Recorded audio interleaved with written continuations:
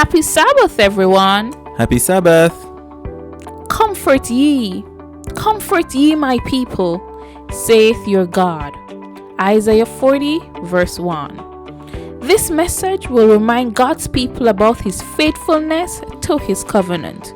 Please stay with us as we recap this week's lesson entitled, Comfort My People.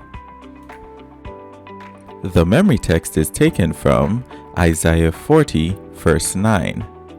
Get up into the high mountain, O Jerusalem, you who bring good tidings. Lift up your voice with strength. Lift it up. Be not afraid. Say to the cities of Judah, behold your God. Sabbath Afternoon. World War II ended in 1945 while a Japanese soldier, Yokoi, was hiding out in the jungle on an island of Guam. Leaflets dropped from US planes proclaimed peace, but he thought it was a trick. In 1972, 27 years after the end of World War II, hunters came across Yokoi while he was fishing, and he only then learned that the message of peace had been true.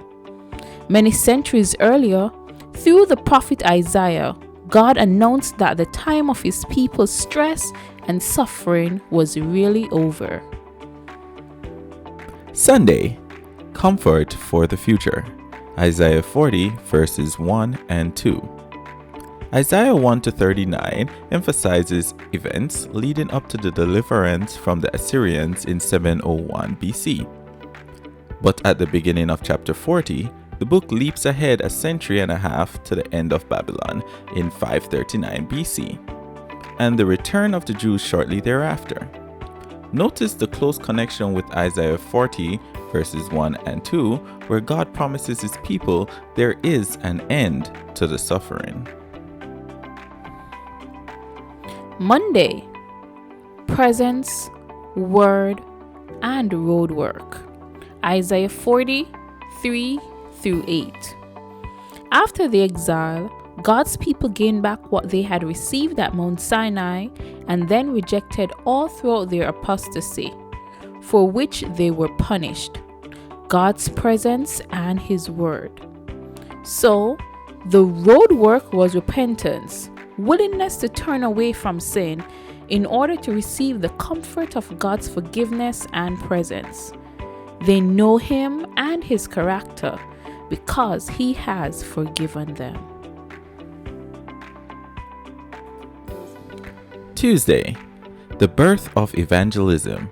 Isaiah 40, verses 9 to 11. Even earlier than John, others spoke about the good news of his coming.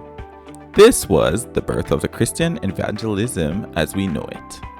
Later, Christ entrusted to a woman, Mary Magdalene, the first tidings of his triumphant resurrection, which ensured that his gospel mission to the planet Earth was accomplished.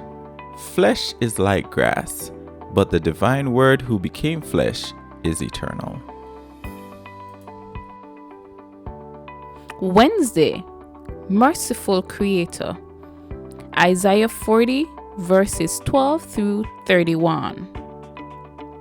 The question is asked, to whom then will you liken God? For Isaiah, as for Job, the answer goes without saying, no one. God is incomparable.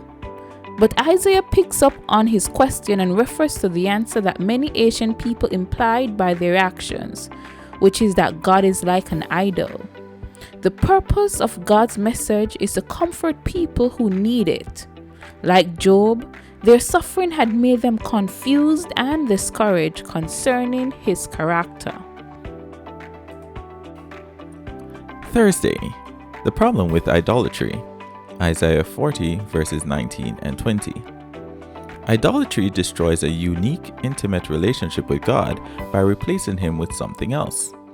So, prophets refer to idolatry as spiritual adultery. We know from ancient writings that idolatry was attractive because it was about materialism. God's people don't need idols because they have his real Shekinah presence with them in his sanctuary. To worship an idol is to replace, and therefore deny his real presence.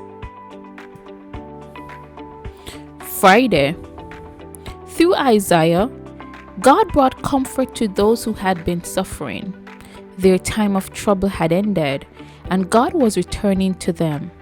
Rather than being discouraged and confused, they trust God to use His creative power on their behalf.